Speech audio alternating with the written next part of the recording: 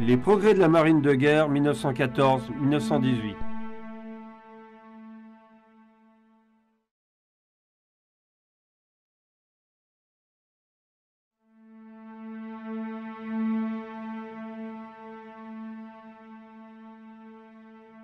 L'une des causes principales de la Première Guerre mondiale a été la course à l'armement naval entre l'Allemagne et la Grande-Bretagne.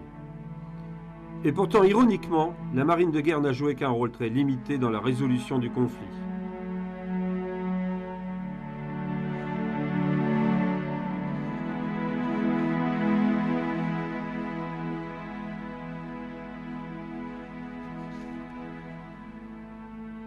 Au début du XXe siècle, tous les principaux pays investirent des sommes considérables pour construire des navires de surface toujours plus puissants. Mais il n'y eut qu'une seule bataille d'importance. Elle se déroula au Jutland au large de la Norvège en 1916. Son résultat fut indécis et ses pertes importantes de part et d'autre. En fait, aucune des flottes de surface n'a été capable d'établir sa suprématie en haute mer.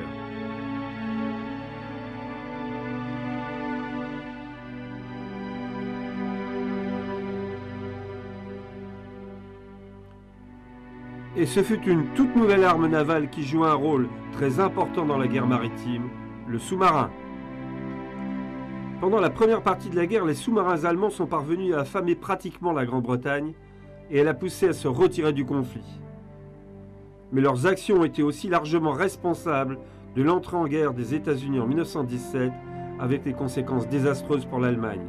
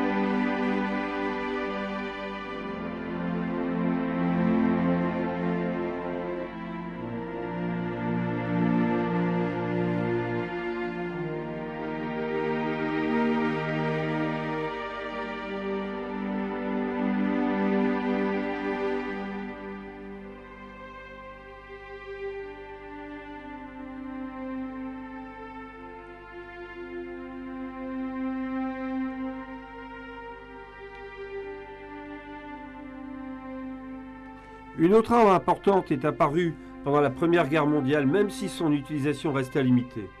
Ce fut l'aviation dans un environnement maritime.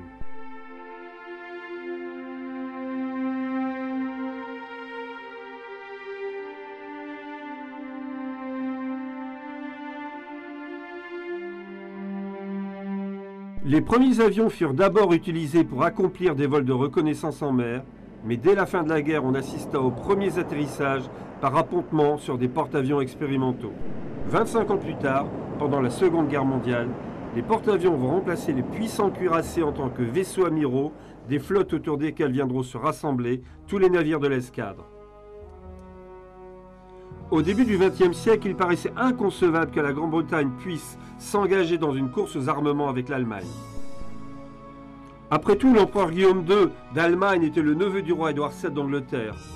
Il parlait couramment l'anglais. Il avait régulièrement participé en tant que yachtman aux fameuses régates de Cowes. Il avait également été nommé amiral honoraire de la Royal Navy, même s'il n'avait reçu cette distinction que parce qu'il s'était plaint que les officiers britanniques qu'il rencontrait ne le saluaient jamais de la même manière. Cette distinction purement honorifique était habituellement accordée aux principaux représentants des dynasties étrangères comme un marque de respect de l'amirauté britannique.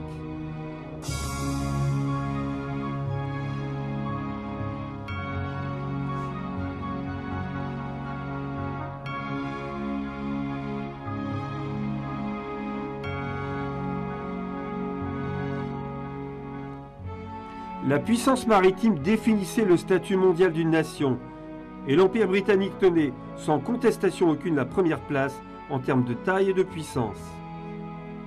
Même si la Grande-Bretagne préférait résoudre les conflits par la diplomatie plutôt que par des menaces ou des actions militaires. Il était toujours rassurant de savoir que ses efforts diplomatiques étaient solidement appuyés sur la marine la plus puissante du monde.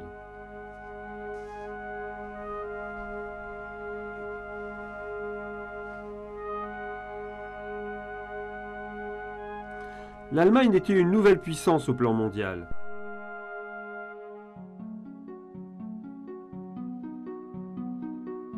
Ce n'est en effet que dans les 40 dernières années que sous l'impulsion de Bismarck, le chancelier de fer, la Prusse avait réussi à réunir sous son contrôle les nombreux royaumes et principautés qui constituaient l'Europe centrale. Au début du XXe siècle, l'Allemagne avait réussi à conquérir un petit empire. Mais Guillaume II était devenu jaloux de la Royal Navy et cette jalousie aboutit à l'un des conflits les plus catastrophiques que le monde ait jamais connus.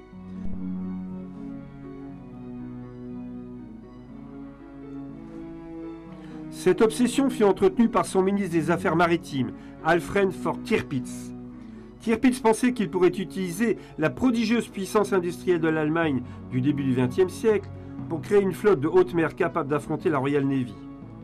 Peut-être pas sur toutes les mers du globe, mais au moins pour dominer la Manche et l'océan Atlantique. Ce plan était typique de la mégalomanie de Guillaume II. En effet, géographiquement l'Allemagne était entourée de terres et ses seuls ports sont sur la mer Baltique.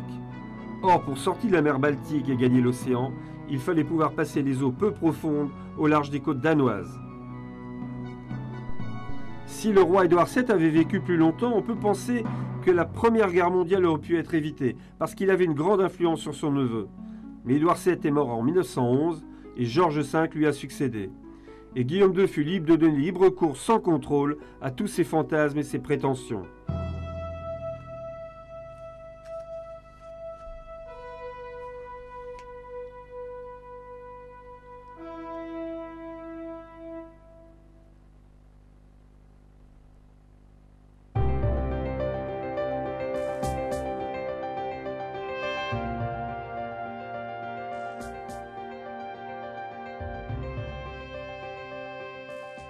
Il est heureux que les Britanniques aient eu au même moment, en la personne de l'amiral Jackie Fisher, un contrepoids énergique et charismatique à Tirpitz. Fisher s'est vite rendu compte de l'importance qu'il y avait à maintenir à tout prix la supériorité existante de la Royal Navy, en utilisant également les énormes ressources industrielles de la Grande-Bretagne. Fisher était un adepte de la théorie des gros canons. Le concept était basé sur l'idée qu'il valait mieux tirer de gros obus le plus loin possible pour réduire le risque de se faire atteindre par l'ennemi, tout en lui infligeant des dégâts considérables. En février 1906, le roi Édouard VII avait inauguré le premier des nouveaux navires qui illustraient cette théorie, le HMS Dreadnought. D'un seul coup, tous les autres navires de guerre se retrouvèrent dépassés. Le Dreadnought était armé de 10 canons de 300 mm montés sur des tourelles doubles. Mais ce qui rendait le Dreadnought révolutionnaire, c'était aussi son système de propulsion.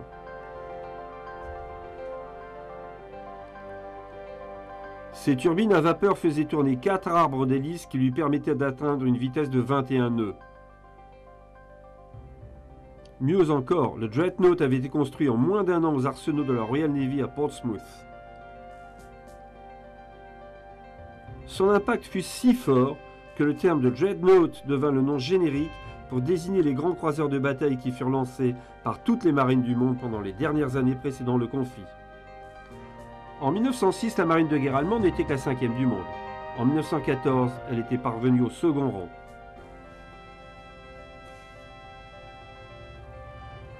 En 1909, c'est avec une grande inquiétude que le gouvernement britannique apprit que les Allemands avaient décidé de bâtir 10 Dreadnoughts à opposer aux 8 que les Britanniques comptaient posséder. Les navires britanniques étaient traditionnellement plus lourdement cuirassés et armés en artillerie que les bateaux allemands. En 1912, on décida de construire des croiseurs de bataille plus légers et donc moins bien protégés, mais aussi puissamment armés et surtout très rapides. Ce furent les croiseurs de la classe de Queen Elizabeth. Le Queen Elizabeth était armé de 8 canons de 375, capables d'envoyer près de 7000 kg d'obus en une seule bordée.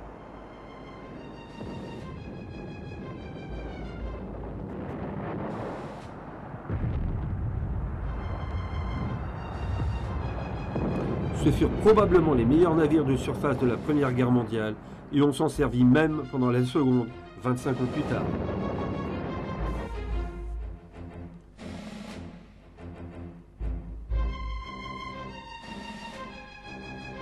Au début de la guerre en août 14, les Britanniques avaient réussi à construire 38 dreadnoughts et croiseurs de bataille. Les Allemands, eux, n'en comptaient que 24. Mais pendant toute la guerre, les Allemands n'osèrent jamais risquer leur flotte toute neuve dans un combat de grande envergure contre la Royal Navy. Après seulement quelques semaines, en 1914, des éléments de la Royal Navy attaquèrent un escadron de navires allemands près de leur base de Heligoland. L'escadre britannique, qui comptait 2 croiseurs légers et 31 destroyers, se trouva rapidement en difficulté face à des renforts allemands beaucoup plus importants. Prévenu par radio, l'amiral Beatty, dont la flotte se trouvait à une quarantaine de kilomètres au nord, arriva très vite sur zone. Il détruisit 3 navires et en endommagea 3 autres. Grâce à la brume, les Allemands purent s'enfuir rapidement, mais ils avaient perdu 1200 hommes quand les Britanniques n'eurent que 35 tués. À la suite de cette action, la réputation d'amiral valeureux de Beatty fut encore renforcée. Mais un peu plus tard, les choses tournèrent mal pour la Royal Navy. Depuis le début de la guerre, l'amiral Maximilian von Spee, qui était à la tête de l'escadre allemande de l'Extrême-Orient en Asie, avait détruit de nombreux bateaux marchands dans l'hémisphère sud. Sa flotte était composée de bateaux modernes et efficaces et comptait notamment 2 croiseurs de ligne, le Scharnhorst, le Gneisenau et 3 croiseurs légers. Le 1er novembre 1914, au large de la côte du Chili à Cornell, ils engagèrent le combat contre l'escadron naval de l'amiral Sir Christopher Cradock, qui fut anéanti. Cependant, grâce à l'interception de conversations radio, l'amirauté apprit que Spee comptait maintenant attaquer les nombreux navires marchands qui sillonnaient les routes maritimes au large des côtes d'Amérique du Sud.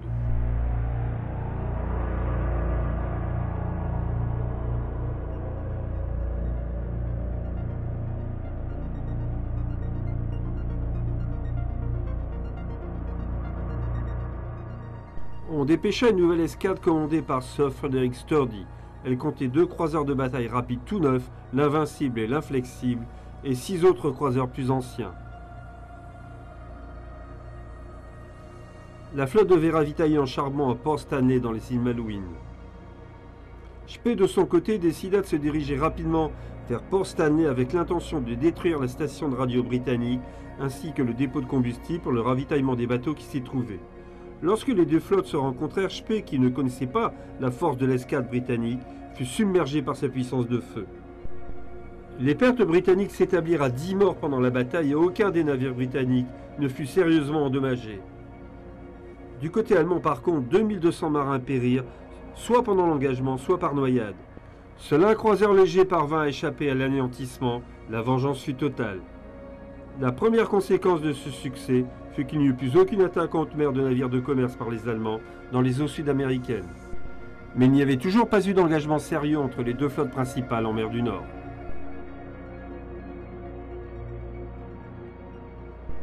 Le 16 décembre, un escadron d'attaque commandé par Franz von Hipper bombarda les ports britanniques fortifiés de Scarborough, Whitby, Hartlepool. L'attaque dura à peine 1 heure, 137 civils furent tués et près de 600 blessés. Hipper y gagna le surnom de tueur de bébés.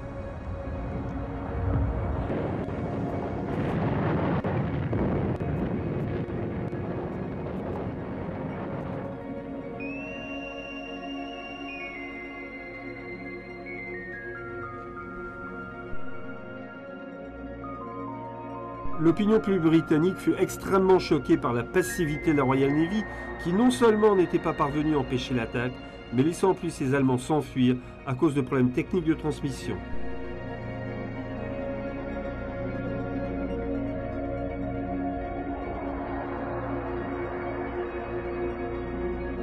Ce fut le brillant David Beatty qui se chargea d'assurer la revanche de la Royal Navy. Encouragé par son succès, Hipper préparait une nouvelle attaque sur les côtes anglaises. Mais une fois encore, les échanges radiophoniques allemands furent interceptés par les Britanniques.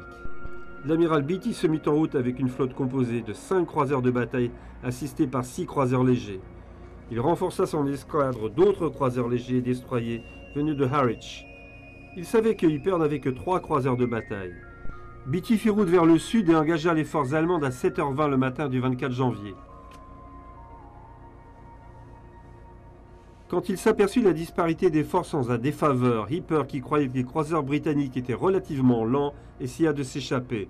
Mais en fait, les navires britanniques étaient bien plus rapides que leurs équivalents allemands. Dès 9 h du matin, la flotte allemande était à la portée des canons britanniques et à 9 h 30, la bataille commença.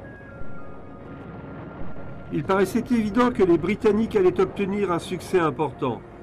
Mais Beatty avait peur des champs de mines et quand on lui rapporta qu'on avait également aperçu des sous-marins allemands, il décida d'abandonner le combat en permettant à l'escadre de Hipper de s'échapper. La bataille avortée avait coûté la vie à 15 marins britanniques. Une fois encore, la flotte de surface de la Royal Navy n'avait pas réussi à gagner une victoire décisive. En février, une flotte comprenant des navires anglais et français se mit en route vers le détroit des Dardanelles en Turquie. L'objectif était de capturer Constantinople pour libérer le passage des navires qui transportaient le matériel destiné aux forces russes qui avaient beaucoup de difficultés contre les Allemands. Un autre bénéfice attendu était d'obtenir le retrait de guerre de l'Empire ottoman. L'opération était conçue au départ pour n'être qu'une opération navale par laquelle les fortifications turques qui gardaient les détroits seraient anéanties sous une pluie d'obus tirés par des navires des forces alliées. Le détroit des Dardanelles mesurait 65 km en longueur, 7 km en largeur en moyenne. Il y avait aussi une partie plus étroite où les rives étaient séparées l'une de l'autre de 1600 mètres, et cette partie était surplombée par des falaises abruptes et fortement défendues. De plus, des courants capricieux rendaient la navigation délicate pendant la traversée. Winston Churchill, qui était alors ministre de la Marine, considérait que c'était une opportunité idéale pour ouvrir à peu de frais un second front. Le plan prévoyait de neutraliser l'artillerie située à l'extérieur des murs des fortifications par un tir de barrage nourri à partir des navires quand il se trouverait encore hors d'atteinte des canons turcs. Puis la flotte alliée s'avancerait dans le détroit jusqu'au point le plus étroit pour permettre à l'artillerie de moyenne portée de détruire les batteries disposées sur les rives. Pendant ce temps-là, les dragueurs de mines nettoieraient les champs de mines qui piégeaient probablement cette partie du détroit, et la phase finale de l'attaque prévoyait la prise et la destruction des forts par les fusiliers marins. Mais le plan comportait de nombreuses incertitudes. Même si le bombardement naval s'avérait un succès, le manque de troupes en nombre suffisant empêcherait les Alliés de sécuriser les rivages du détroit. En l'absence de tout soutien logistique, il rendrait nécessaire le retrait d'une partie importante de la flotte pour se ravitailler en combustible, munitions, nourriture et équipements. Le 10 février, le bombardement naval commença. L'escadre franco-anglaise comprenait le tout nouveau croiseur de bataille Queen Elizabeth, 3 autres croiseurs de bataille récents, accompagnés de 16 autres croiseurs de l'époque antérieure au lancement du Dreadnought, dont 4 navires français, 4 croiseurs légers, 18 destroyers, 6 sous-marins, 21 dragueurs de mine et le porte-avions l'Ark Royal. Malgré un déluge de feu tiré à longue distance sur les forteresses et redoutes du Cap Helles de Kumkale par Britanniques et Français, l'attaque s'avéra un échec du fait de l'excellente organisation de la défense turque et d'une qualité de tir insuffisante des canons alliés. Par manque d'informations, les Alliés ne se rendirent pas compte que les dommages infligés aux défenses turques étaient en fait beaucoup plus graves qu'ils ne le croyaient. De plus, les défenseurs avaient pratiquement épuisé toutes leurs munitions. Un nouveau bombardement fut tiré de plus près la semaine suivante après que les opérations ont été interrompues du fait du mauvais temps pendant plusieurs jours. Il n'y eut pas plus de succès.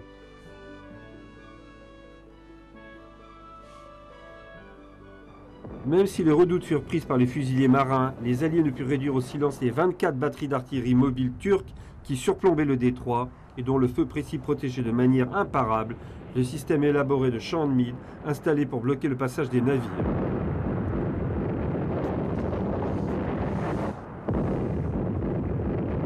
Si l'on ne parvenait pas à neutraliser les champs de mines, la flotte ne pouvait plus progresser, et si on ne pouvait pas détruire les batteries d'artillerie mobile, les champs de mines étaient imprenables.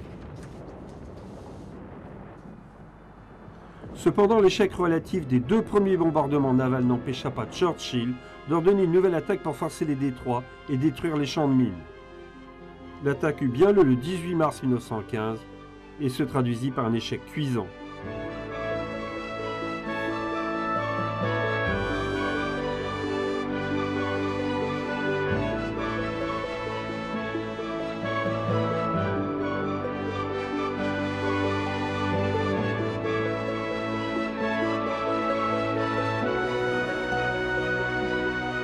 Pendant ce temps-là, à Londres, le ministère de la Guerre avait ordonné la constitution d'un corps expéditionnaire sous les ordres de Sir Ian Hamilton.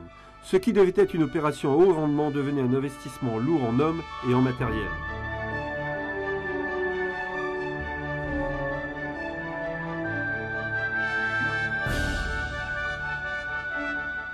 Toute cette aventure se termina de façon désastreuse en décembre 1915.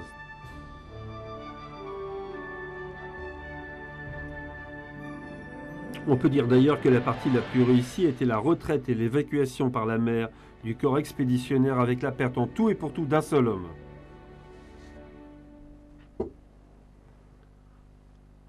Pendant ce temps-là, suite à la défaite coûteuse du Dogger Bank, l'empereur d'Allemagne avait ordonné que la flotte de haute mer allemande ne tente aucune nouvelle opération sans sa permission expresse. En 1916, la flotte de haute mer allemande reçut un nouveau commandant en la personne de Reinhard Scheer.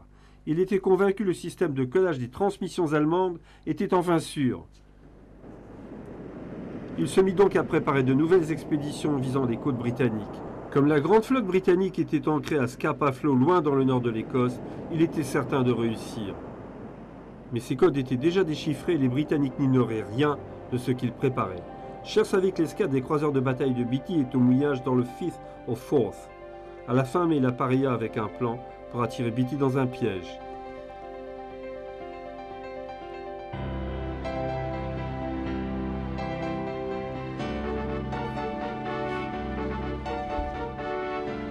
Hipper devait prendre la mer avant la flotte principale avec une escadre de croiseurs.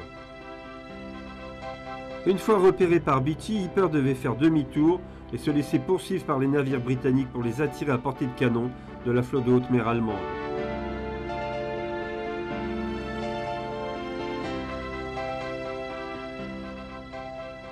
Malheureusement pour lui, ce que Scheer ne savait pas, c'est que plus de 150 navires de la grande flotte britannique, sous les ordres de Lord Jellicoe, s'étaient eux aussi mis en route pour suivre à distance l'escadre de Beatty en mer du Nord.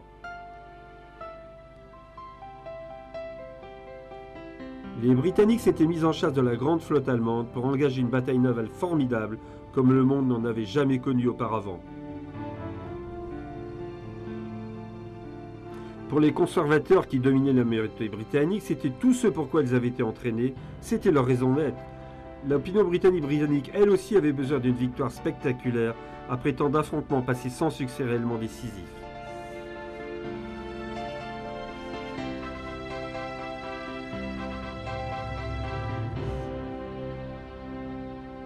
Les deux flottes auraient pu se manquer dans les vastes espaces de la mer du Nord.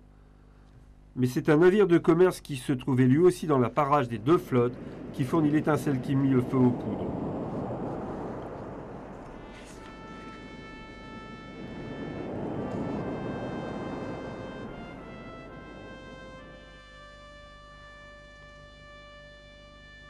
Les croiseurs allemands de Hipper s'approchèrent du navire de commerce pour le contrôler et se trouvèrent ainsi à portée des canons de Beatty qui le repéra. L'escadre allemande vira vers le sud et Beatty ordonne à un navire de son escadre de le suivre. Malheureusement, une mauvaise transmission d'ordre amena la plupart des bateaux à partir dans la mauvaise direction. Il fallut bien 10 minutes pour les ramener dans la bonne direction. Une fois au contact de la flotte principale allemande, Beatty fit demi-tour et repartit vers le nord en direction de Jellicoe. Malheureusement, deux de ces bateaux furent coulés par les Allemands, l'Infatigable et le Queen Mary avec de nombreuses pertes humaines. C'étaient des croiseurs de la nouvelle génération qui étaient dotés d'une cuirasse plus légère, notamment sur le pont afin d'économiser le poids et les rendre plus rapides. Ils étaient plus vulnérables, notamment lorsqu'un obus les atteignait en plongeant la verticale. Dans ce cas, le projectile pouvait transpercer les ponts et exploser dans les soutes à munitions.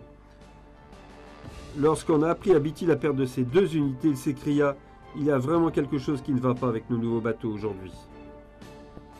Scheer ne s'attendait vraiment pas à rencontrer la grande flotte anglaise de Jellicoe sur sa route. Il se rendit compte qu'il n'aurait aucune chance d'un affrontement et décida de se replier vers le nord en direction de la Baltique. C'était une stratégie risquée, il avait espéré se glisser derrière la flotte de Jellicoe. Mais celui-ci, qui s'inquiétait de la présence possible de sous-marins allemands, avait ralenti considérablement. Scheer se trouva donc devoir croiser la route de la grande flotte par son travers tribord. En 10 minutes, son bateau fut atteint plus de 20 fois par les obus anglais, alors qu'il ne put lui-même réussir que 2 coups au but.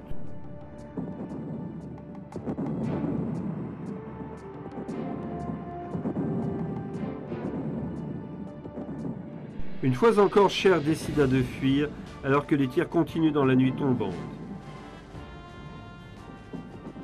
En s'échappant dans l'obscurité, Scheer fut aidé par la décision de Jellicoe de faire lui aussi demi-tour par peur des sous-marins, craignant que Scheer n'essaye de l'attirer dans un piège pour le torpiller.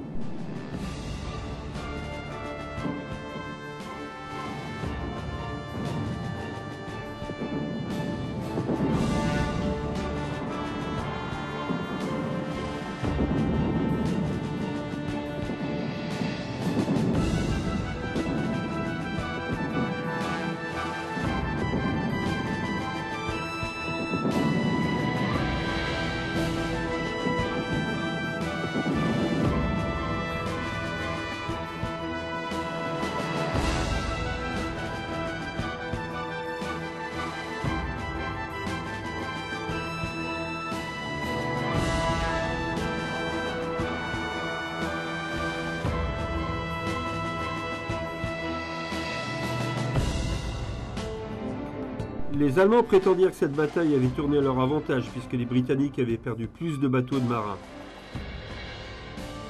Mais de nombreux navires allemands avaient été gravement endommagés par la canonnade des croiseurs de bataille britanniques.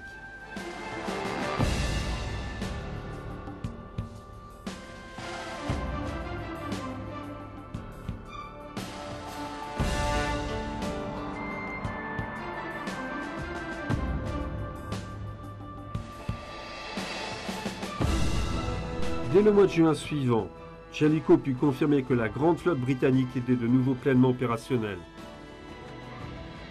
La flotte de haute mer allemande par contre ne sortit pratiquement plus des ports où elle s'était réfugiée pour être remise en état. Cela dura pratiquement jusqu'à la fin de la guerre et cette arme construite à un coût gigantesque était devenue impuissante. En Grande-Bretagne, les célébrations furent pour le moins discrètes. On avait espéré la plus grande victoire depuis Trafalgar et elle n'avait pas eu lieu. Bien sûr, il y eut des enquêtes, des mises en cause. Jellicoe joua le rôle du fusible et fut finalement limogé pour être remplacé par Beatty.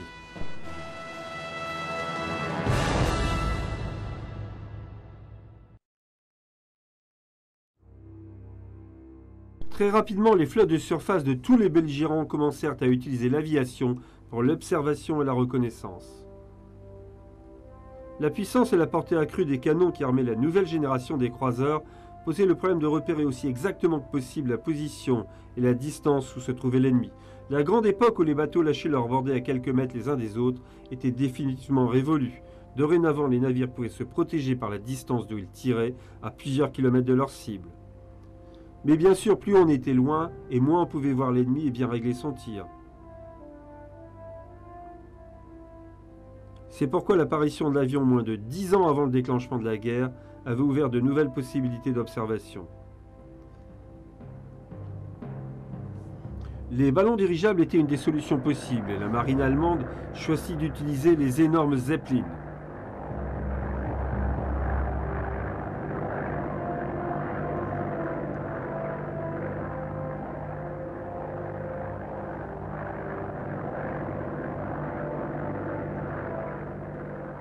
Les dirigeables pouvaient non seulement accomplir des missions de reconnaissance et d'observation, mais aussi permettre de bombarder les villes de Grande-Bretagne en étendant de cette manière la portée des frappes de la flotte de surface.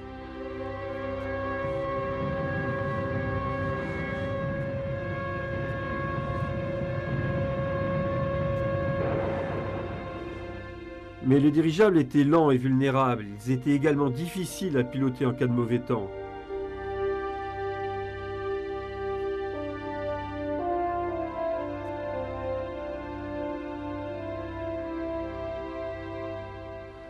C'est la raison pour laquelle la Royal Navy commença très tôt des essais avec des avions à aile fixe. L'une des solutions était de munir l'avion de flotteurs, puis d'utiliser une grue pour le descendre au niveau de la mer et le remonter à son retour.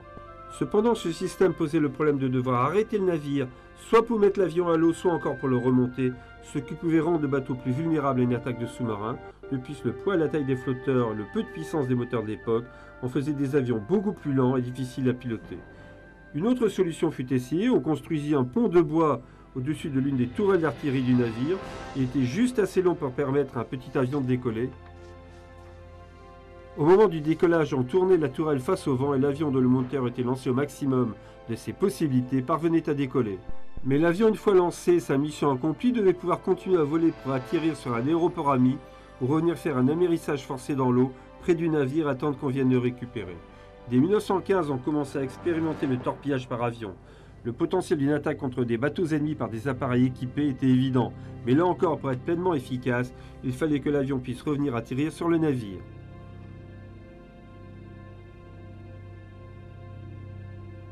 On décida de modifier un croiseur léger, le Furieux, de telle sorte qu'il ait un pont plat à l'avant. En 1916, le lieutenant Denning fut le premier pilote à ponter sur un navire avec un avion au retour d'une mission.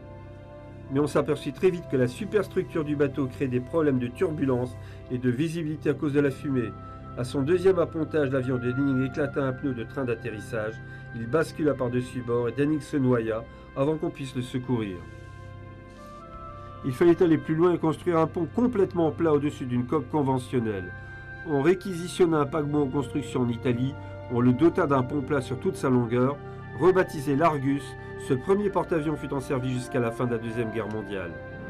L'aviation navale se développa beaucoup plus lentement aux États-Unis, et ce n'est qu'en 1920 que le premier porte-avions américain, le Langley, fut inauguré.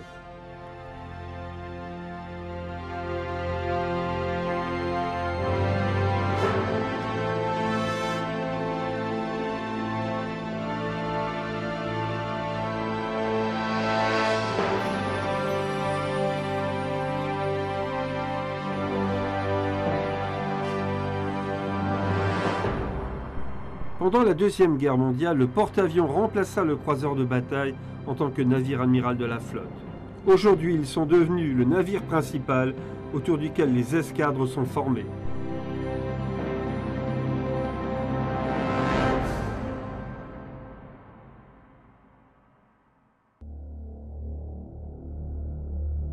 Si la flotte de surface allemande s'avéra un échec coûteux, il n'y en alla pas de même des sous-marins qui jouaient un rôle particulièrement important.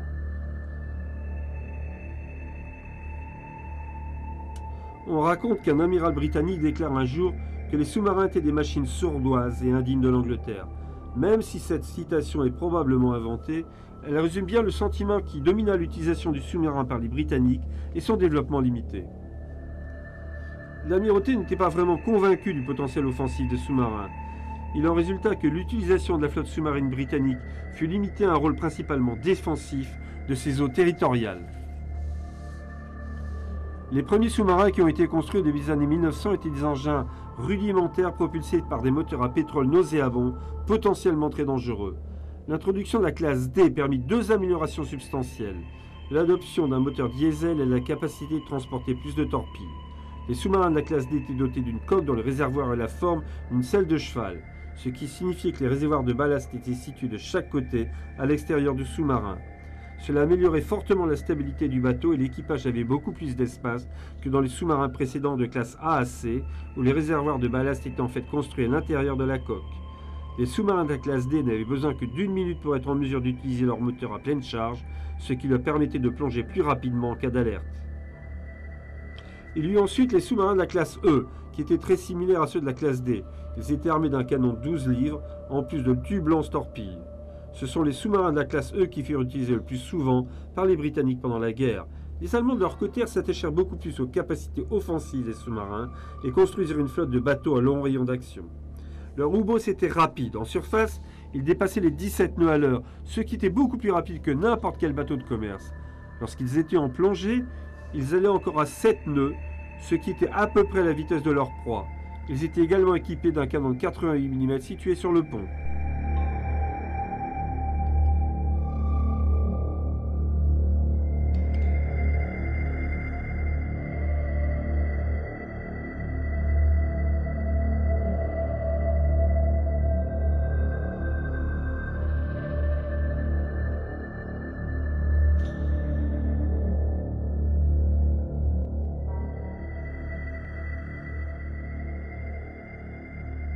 En général, les sous-marins préféraient utiliser leurs canons pour attaquer les navires marchands.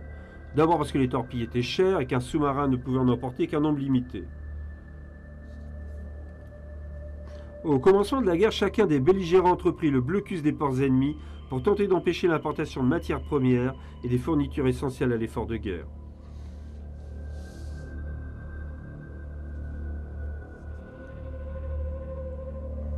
En pratique, cela revenait à obliger les bateaux marchands qui naviguaient sous pavillon d'autres à rebrousser chemin.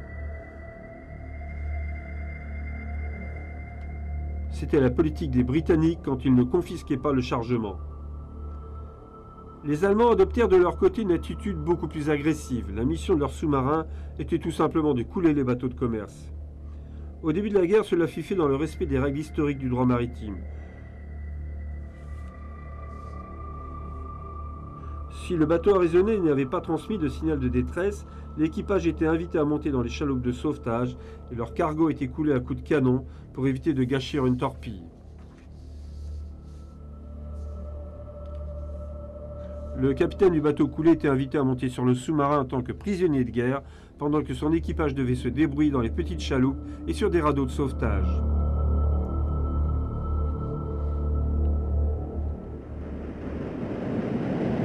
Les marins de la marine marchande étaient considérés comme des civils. À partir du moment où leur bateau avait été coulé, ils n'étaient plus payés. Ils avaient donc la consolation douteuse de savoir que leur combat pour survivre dans leur radeau de sauvetage était considéré comme des vacances par leurs employeurs.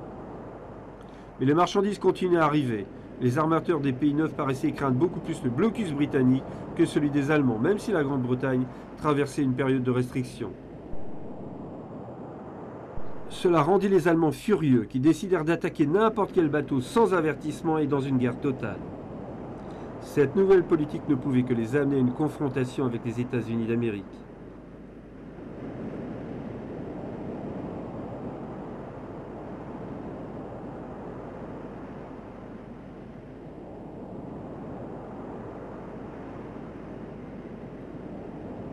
Le 7 mai 1915, les relations entre Américains et Allemands devinrent particulièrement tendues quand un nouveau torpilla le paquebot Lusitania, le fleuron de la compagnie Cunard.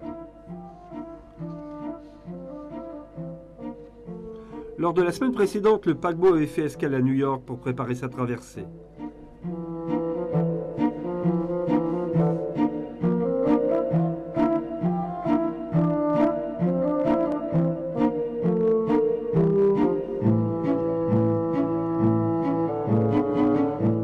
L'ambassade allemande avait fait paraître une annonce dans la presse, juste à côté de la publicité qui annonçait le départ du navire, et elle indiquait clairement qu'il était dangereux de voyager sur le Lusitania parce que c'était une cible potentielle des sous-marins allemands. Plus tard, les Allemands affirmèrent que le paquebot transportait dans ces cales une cargaison secrète de munitions destinée aux Alliés sur le front de l'Ouest. Jusqu'à là, l'opinion américaine n'avait pas choisi entre l'un ou l'autre des camps en conflit. De nombreux Américains reprochaient aux Britanniques leur arrogance colonialiste qui était symbolisée par leur suprématie navale. Une fois le navire chargé, les passagers embarqués, le Lusitania appareilla dans la joie et la bonne humeur. Tout l'équipage était persuadé que la vitesse du paquebot lui permettrait d'échapper à n'importe quel U-boat.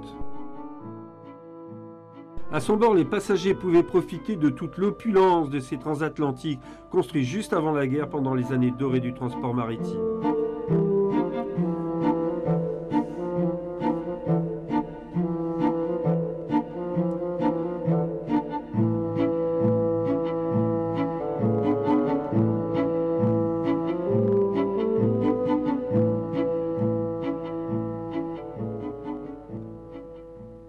Mais au large de Kinsale en Irlande, tapis en plongée périscopique, un sous-marin allemand veillait.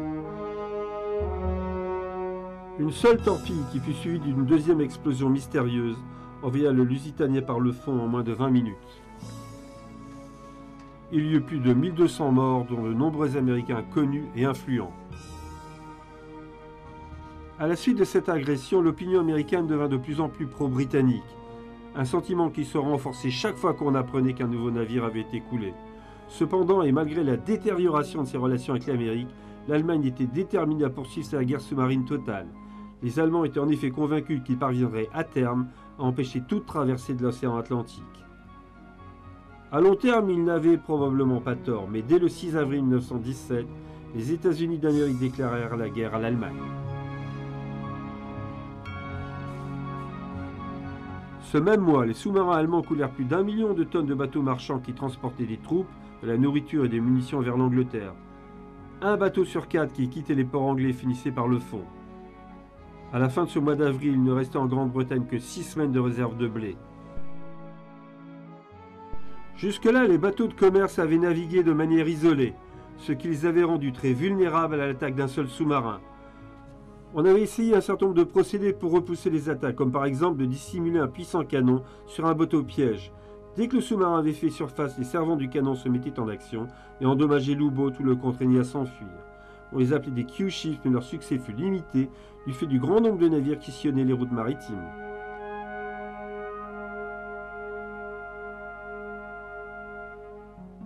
On avait également développé la technologie des grenades sous-marines. On pouvait régler à quelle profondeur elles devaient exploser, après avoir localisé le sous-marin par le bruit de ce moteur, grâce à des micros de plus en plus sensibles.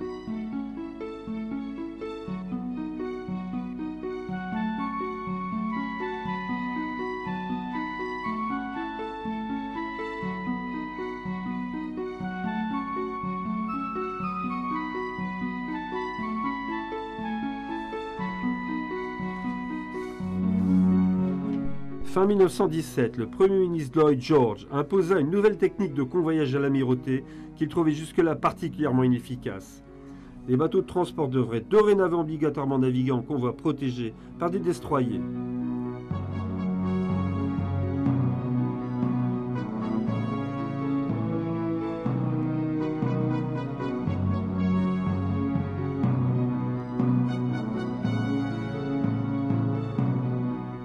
Lord Jellicoe s'opposa à ce plan, ce qui finit par lui coûter sa place. Il fut remplacé par Beatty dont l'agressivité était appréciée par l'opinion publique. Le nouveau système de convoyage fut un remarquable succès, même si cela ne suffisait pas à assurer la victoire finale de la Grande-Bretagne, qui allait encore dépendre des combats féroces et incertains. Au début de 1918, des centaines de milliers de soldats américains commencèrent à embarquer sur les navires pour arriver en Europe au titre de l'effort de guerre américain.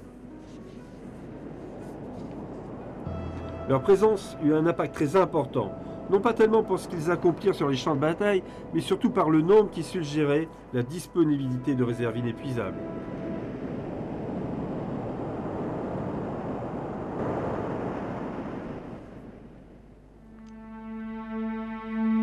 Il y avait aussi le succès du blocus britannique, qui se faisait cruellement sentir. Le peuple allemand manquait de nombreux produits de première nécessité parce que les meilleurs étaient réservés aux soldats sur le front. Il était particulièrement démoralisant pour les soldats allemands rentrés en permission chez eux de se rendre compte à quel point leur famille souffrait des privations dues à la guerre.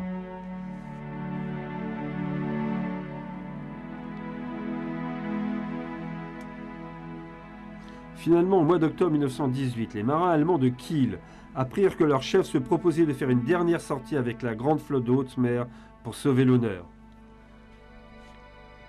C'était un plan suicidaire et les marins refusèrent d'appareiller.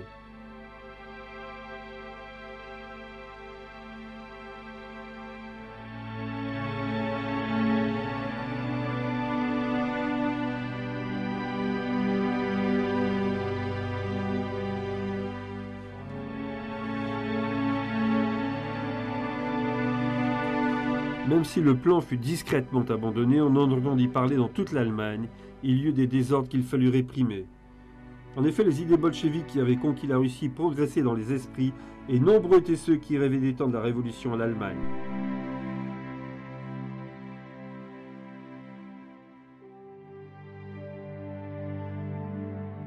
L'empereur Guillaume fut contraint d'abdiquer et se réfugia en Hollande pour le restant de ses jours.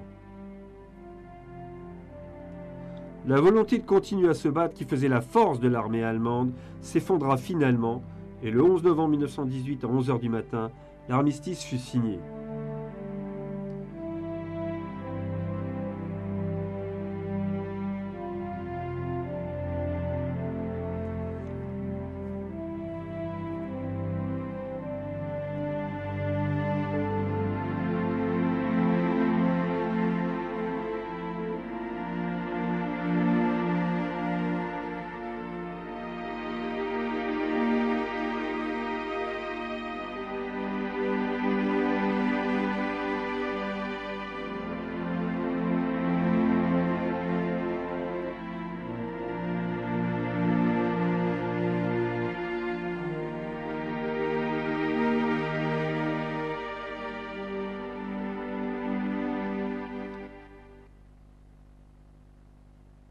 Dans les mois qui suivirent, les détails du traité de capitulation furent déterminés dans une série de réunions entre les Alliés.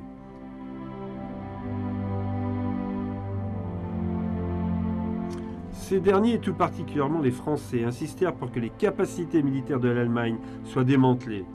La marine de guerre qui avait été construite à un coût exorbitant fut l'abandon le plus coûteux.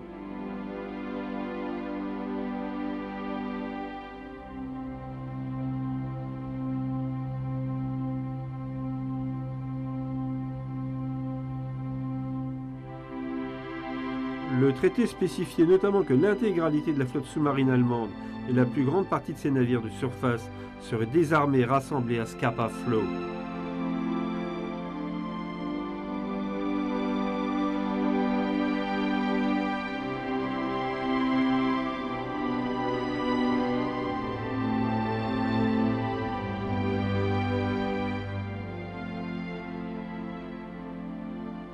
Le 21 juin 1919, les équipages allemands décidèrent de saborder leurs navires. C'est donc de leurs propres mains que les Allemands ont réussi là où la Royal Navy avait échoué. Ils coulèrent la totalité de la flotte de haute mer allemande.